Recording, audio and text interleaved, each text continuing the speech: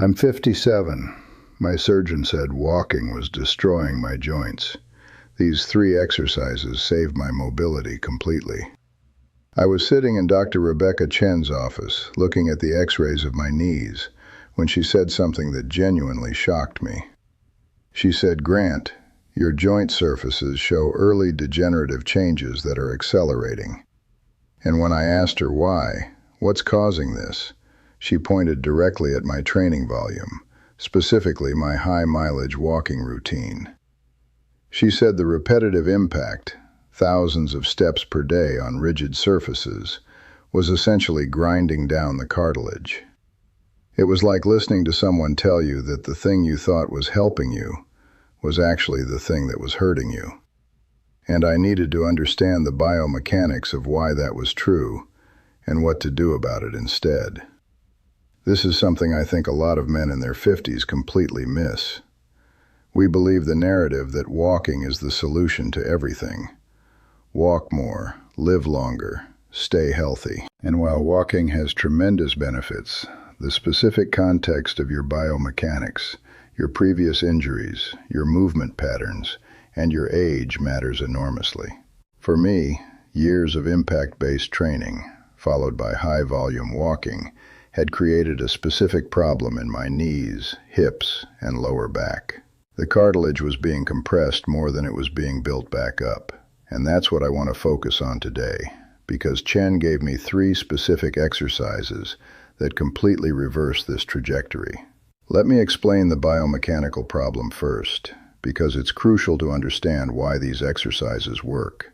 When you walk, especially on hard surfaces, you're creating a compression force through your joints.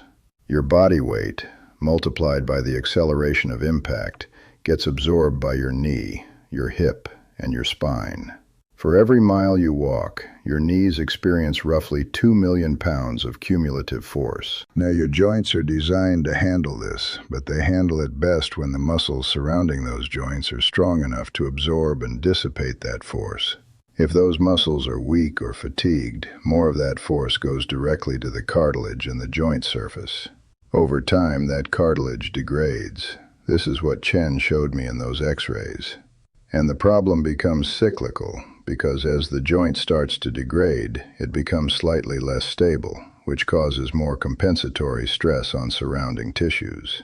The first exercise Chen gave me is what I call the vertical leg press against the wall.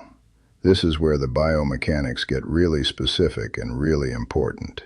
You find a solid wall. You position yourself about 12 inches away from the wall, facing away.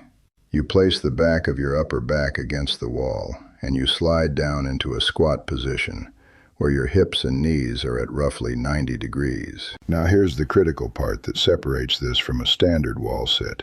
Your knees need to be positioned directly over your ankles, not extending forward past your toes. This positioning puts the loading through the center of your knee joint, rather than creating a shear force. You hold this position, and you do something really specific with your feet. You push your feet into the floor with maximum pressure, but you're not trying to stand up. You're isometrically contracting your quadriceps muscles with as much force as possible while maintaining that 90-degree position. Chen explained that this movement, this specific positioning, activates your vastus medialis obliquus, which is the inner quadriceps muscle. That muscle is directly responsible for knee stability. Men often have weakness here because most lower body training emphasizes the rectus femoris and the vastus lateralis. The VMO gets neglected. When it's weak, your kneecap doesn't track properly through the joint, which accelerates cartilage wear. I started with 30-second holds, just isometrically pressing into the floor as hard as I could while maintaining that perfect positioning. I would rest for 30 seconds, and I would do 5 to 6 repetitions. So essentially 3 minutes of work with rest. The sensation is intense because you're recruiting as many muscle fibers as possible in that one muscle. Chen was very specific that I never let my knees extend forward past my toes, because that creates a long moment arm and increases the shear force on the patellofemoral joint, which is the last thing your degenerating knee needs. Over the course of several months, I progressed this to 45-second holds, then 60-second holds, 5 to 6 reps. My VMO strength increased dramatically. More importantly, my knee pain, which had been a constant 3 to 4 out of 10, dropped to 0 within about 6 weeks. The second exercise is what I call the Copenhagen adductor squeeze. This one's fascinating because it addresses something most people don't understand about knee health. The adductors, the muscles on the inner thigh, are hip stabilizers. When they're weak, your hip doesn't stabilize properly during walking or movement. This causes your knee to valgus, which means it caves inward slightly. You might not even notice it, but it's happening, and it's creating abnormal loading on the medial knee compartment. This is actually where a lot of men experience cartilage wear. Chen gave me a small foam pad, and I would lie on my right side on the floor. My right leg is bent at the hip and knee. My left leg is straight.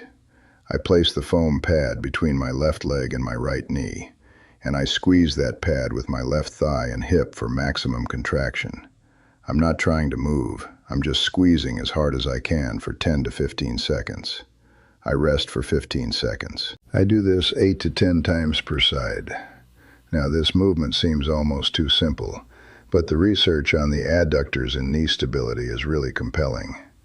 A study in the Journal of Athletic Training showed that people with stronger adductors had significantly better knee stability and lower rates of medial knee compartment pain. What's happening here is you're activating and strengthening the adductor longus, adductor brevis, and pectineus. These muscles connect at your hip, and when they're strong, they literally pull your femur into a more stable position, which changes the entire loading pattern through your knee. Chen told me this exercise was going to be subtle. I wouldn't feel it dramatically in the moment, but the changes would accumulate over time. She was right. Within 2 months, I noticed that my walking had a different quality. My knee felt more stable. The grinding sensation I'd sometimes felt at the bottom of my squat completely disappeared. I still do this exercise 3 to 4 times a week, 2 sets per side. It's a 5-minute commitment, but the payoff in terms of knee health is substantial. The third exercise Chen gave me is hip external rotation in the 90-90 position. This is where we're addressing deep rotational stability in the hip. Here's something that most men miss about joint health at 57. Your hip is a ball and socket joint, and it's massively influential on knee health. If your hip doesn't have adequate rotational range of motion and strength, especially external rotation, the compensation happens down the chain at your knee and ankle. You end up with internal rotation at the knee during movement, which is not ideal for knee joint health. In this exercise, you sit on the floor with your back against a wall. Your right leg is bent at the hip and knee at 90 degrees. Your left leg is extended. You have a resistance band wrapped around your right foot and your right knee. You externally rotate at the hip, meaning you rotate your lower leg outward, creating tension in that resistance band. You're feeling the stretch and the activation along the outer hip, specifically at your deep hip rotators. You hold that external rotation for 5 to 8 seconds under maximum tension, then release. You do this 15 to 20 times per side. Chen explained that your deep hip rotators, particularly the piriformis and the obturator externus, are absolutely critical for knee health because they control the rotation of your thigh bone during movement. When you walk or bend your knee, your thigh bone is rotating. If the hip rotators are weak, that rotation gets exaggerated or compensated, and that changes how your femur sits in your knee joint. Over weeks of this, the cumulative effect is cartilage wear. This exercise directly strengthens those deep rotators. Within 4 weeks of doing this consistently, I noticed a dramatic change in my knee tracking during squats. The movement felt more integrated. There was no more sensation of the knee wanting to track inward. It was a dramatic shift, honestly. So let me put these 3 movements into a complete protocol. The vertical leg press against the wall, isometric contraction, 3 to 4 minutes total. The Copenhagen adductor squeeze, 2 sets per side, 5 minutes. The 90-90 hip external rotation, 15 to 20 reps per side, 5 to 7 minutes. Total time investment, about 15 to 20 minutes, 3 times per week. That's it. That's the protocol Chen gave me, and it completely reversed the trajectory of my knee degeneration. Now here's where it gets really interesting from a physiological standpoint. These exercises are not creating dramatic metabolic stress or cardiovascular demands. What they're doing is activating specific stabilizer muscles that have been neglected. They're improving proprioceptive feedback, which means your nervous system gets better information about where your joint is in space. They're improving joint centration, which means the bones are sitting in the optimal position relative to each other. And over time, this creates an environment where the joint can actually build cartilage back up, rather than grinding it down. It's almost the opposite of walking, which is a high-volume, low-specificity activity that, if done with underlying muscle imbalances, can accelerate degeneration. Chen pulled up some research on my follow-up visit. A study in the American Journal of Sports Medicine showed that people with knee osteoarthritis who did specific muscle activation exercises targeting the VMO, the adductors, and the hip rotators showed 35% reduction in pain and 28% improvement in functional tests compared to a control group that just continued their normal activities. 35%. And that's in people who already had degeneration. I was catching this earlier, so the response was even more dramatic. I want to be very clear about something. I didn't stop moving entirely. I didn't stop walking. But I completely changed the ratio of my exercise. Instead of 60% walking, 40% resistance training, I flipped it. I did 60% targeted resistance work, specifically these 3 protocols and some variations, and maybe 20% walking for mental health and enjoyment. What changed was that I was no longer trying to build my fitness through high-volume walking. I was using resistance work to build stability and resilience, and then I could walk without causing damage. The progression over the following year was remarkable. Chen took new x-rays after 6 months. The degenerative changes had not progressed. After a year, there was evidence of remodeling, which meant the cartilage was actually healing, or at least stabilizing. My pain had gone from a baseline 3 to 4 out of 10 to basically 0. My knee stability had improved dramatically. I could do things I hadn't been able to do in years without discomfort. Heavy squats, single leg work, lateral movements. It all became possible again because I had rebuilt the structural stability of the joint. This is the piece about joint health that I think gets overlooked. You don't fix a joint problem with medication or injections. You fix it by building the muscular stability around that joint. You do that through targeted, specific exercises that address the actual weakness. You create an environment where the joint is stable enough that it can begin to heal rather than degrade. Let me walk you through exactly what happens physiologically when you do these 3 exercises consistently. The isometric wall sits, the Copenhagen adductor squeezes, and the hip external rotation work. They're all targeting different aspects of knee stability, but they're working synergistically. When you do wall sits, you're forcing your VMO to contract isometrically. This is different from dynamic strength because you're building what's called cross-sectional area. Your muscles are getting literally bigger, which means they can produce more force. But you're also building what's called motor control.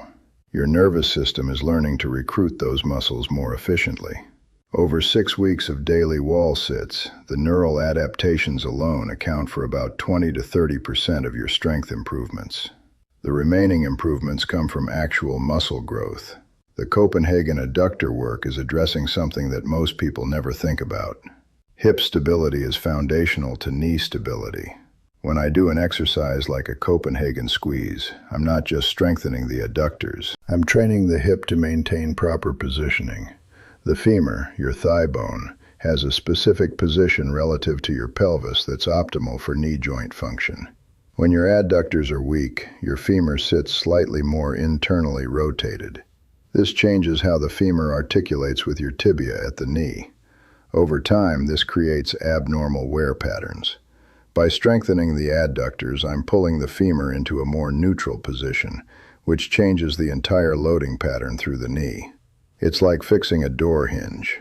You don't fix a squeaky door by putting lubricant on the door. You fix it by adjusting the hinge. Same principle. I'm telling you this story because I think a lot of men in their 50s are in the exact same position I was in. You've been told to walk, so you walk. You've got early degenerative changes, but you're not sure what to do about it. And the answer isn't to walk less and do nothing. The answer is to walk less and do specific targeted stability work. These 3 exercises changed my life, and they can change yours too. One thing Chen emphasized repeatedly was patience. Cartilage heals slowly. Unlike muscle, which can show adaptation in 2 to 3 weeks, cartilage remodeling takes months. The good news is that the improvements compound. At 8 weeks, I felt dramatically better, but that was mostly nervous system adaptation and reduced inflammation. But at 16 weeks, there was actual structural healing happening. By 6 months, the remodeling was evident on imaging. By 1 year, it was substantial. The point is, you don't do these exercises for 2 weeks and decide they're not working. You commit to at least 8 weeks before you evaluate whether the protocol is helping. In my case, the improvements kept getting better and better over an entire year, and they've been sustained for years since. Your body wants to heal if you give it the right stimulus. These 3 exercises provide that stimulus. The other thing Chen made clear was that this protocol is fundamentally about prevention and restoration, not about building performance. You're not trying to win a bodybuilding competition or run a marathon. You're trying to maintain healthy, functional joints that don't hurt and that allow you to move through the world without limitation. That's the real measure of success. And that's what these 3 exercises delivered. Subscribe to the channel if this resonates with you. Next video, I'm going deep into the progression protocols for each of these movements, and I'm showing you exactly how to progress them as your strength improves. I'm also going to address some common mistakes I see people making when they do these exercises, because even a small positioning error can change the effectiveness dramatically. Stay tuned.